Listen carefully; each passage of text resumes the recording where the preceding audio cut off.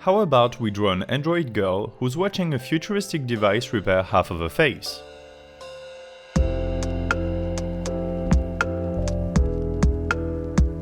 Well, hello there, I'm Detroit. Today we're working on facerepairsandroidgirl.psd. No space, no underscore, that's how I named the file. Believe it or not, this file has existed for about 5 months, but the drawing process you're watching was filmed in a single day. I have 2 ways of listing my drawing prompt ideas. First, I write them in a note on my phone, like a big list of ideas. The second way I keep track of promising drawing prompts, well, I create a Photoshop file for that idea. I put the information in the title of the file, and maybe I'll sketch it for about 10 seconds using my computer mouse. That's enough to get the information down. I don't like to advance a drawing more than that while it's still in the list part of the process, not even in ideation. The thing is, I always keep Photoshop open, and these files I've created are still open. They very often show up on my screen, and so if I have already sketched it, the sketch slowly replaces the initial idea, and I lose the opportunity to change it later on. By leaving the idea as just a title and lines with the mouse, the idea still evolves in my head later on. Plus, it's much faster to do. Most of the ideas I have for drawings, however, end up only in the list on my phone. The Photoshop empty files are only for ideas that pop into my head but are already almost complete.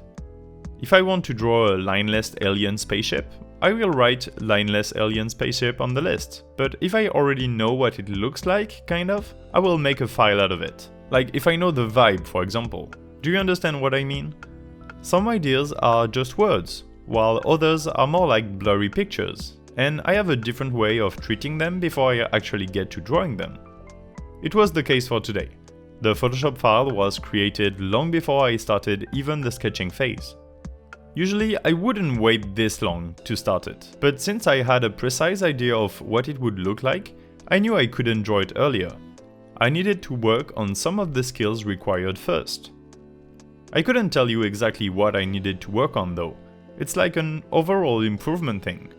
There are things you draw you know you would never have been able to draw a while back, no matter how hard you tried. Or maybe I could have drawn it at the time and it would have taken something like 5 hours instead of 3 like I did today.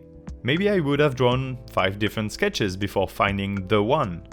But during the few months while I was thinking about this illustration, I sketched and thumbnailed the drawing in my head first.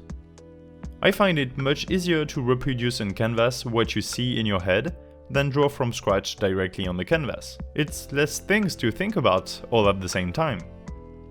That is something I think I more or less talk about in every video, but the better I get at art, the more I realize the quantity of things you have to think of at the same time.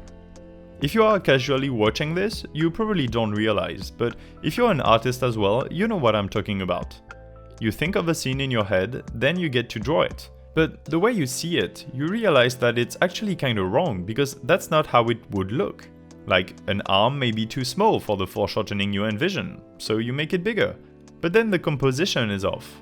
And when you finally figure out a good composition, you realize that the light coming from, let's say, the phone in the hand or whatever, will actually hit the arm and not the face with that angle, like you wanted it to. So you need to change the pose a bit. It's just an example, but I'm sure you can see where I'm going with that. It takes a lot of practice in order to get all these art things ingrained in you and not think about it. If you don't, then you will never see the end of it. Each new step in the creative process brings you one step back. And so the more complex your idea is, the longer it will take, but exponentially. And one way to simplify all of that, at least for me, besides practicing, is letting the process refine itself passively while doing something else. Once you have the idea, do something to make sure you won't forget it. Like send yourself a text with it, or write it on a post-it note on the side of your screen, or in your agenda. Then go on with your life, and without even thinking about it, you will think about it. You will fix the problems before even getting to the problems, in thought. Then it is just a case of actually doing it. But you already know what to do, and you don't lose time with trial and error. Trial and error is what you imagine before actually starting to draw.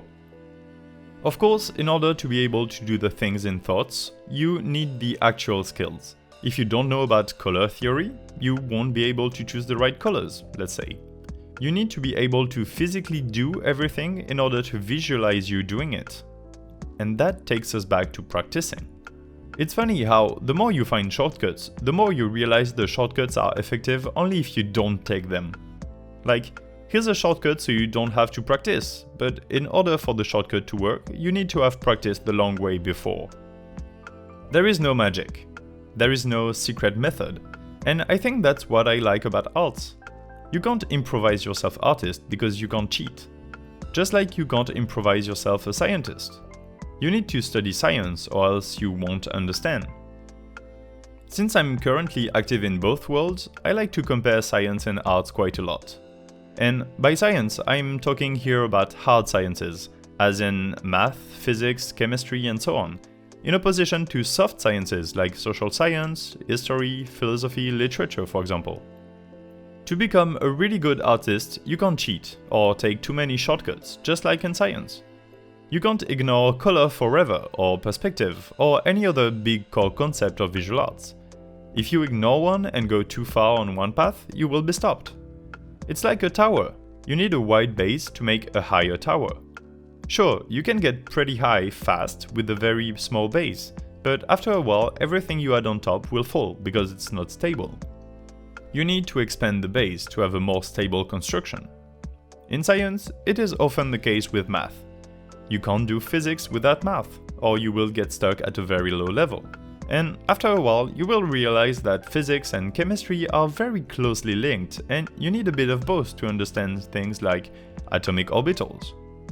In art, you get limited very fast if you don't have a good grasp on all the different facets of art. If you want to know more about these facets I'm talking about, or at least know enough to get you started, I can only recommend you check out this video of mine. 5 concepts of art in 5 minutes. It's like a medley of important things you need to start learning to become better at art.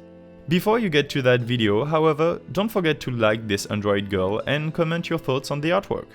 Subscribe for 2 art videos every week and check out all the links to different stuff in the description. All the links, okay? I'm Detroit. I had a good time, I hope you did too, and I'll see you in a few days. Bye!